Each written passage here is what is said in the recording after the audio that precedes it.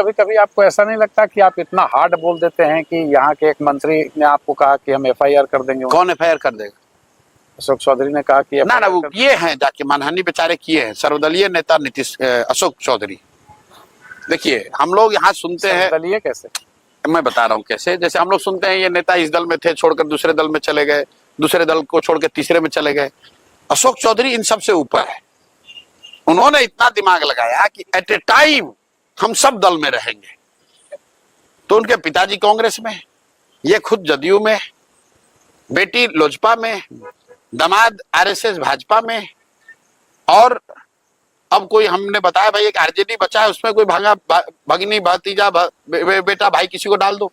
तो इसलिए मैंने कहा ये सर्वदलीय नेता है, किसी भी दल को वोट दोगे इसी को जाएगा। जैसे हम लोग कहते हैं ना भोजपुरी में कि घी चाहे दाल में गिरे भात में गिरेगा थाली में ही। तो अशोक चौधरी सर्वदलीय नेता है। हमने कहा कि हर जगह ये चर्चा है कि इन्होंने अपने बेटी का टिकट खरीदा है, और ये हमने नहीं कहा, आप लोग पत्रकार आप जानते हैं, प्रेस कॉन्फ्रेंस हुआ, पार्टी के लोग जो उस समय चिराग जी के पार्टी में थे उन्होंने ये कहा, प्रेस में छपा, लोगों ने इस्तीफा दिया। तो ये आदमी कहा कि हम जाके इनको प्रधान किशोर पर मानहानि करेंगे, तो जा कर दो भाई।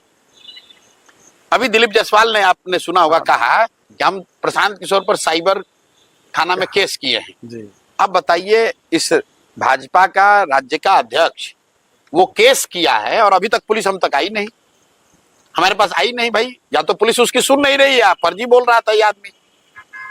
अगर दिलीप जायसवाल ने केस किया है कि मैं साइबर क्राइम कर रहा हूं जी, तो साइबर क्राइम वाले अफसर क्या उसकी बात सुन नहीं रहे हैं, या दिलीप जायसवाल ने सबको बेवकूफ बनाया? तो प्रशांत किशोर इस तरह की गिदड़ भपकी से डरने वाले नहीं है। प्रशांत किशोर यहाँ बालू माफिया नहीं है,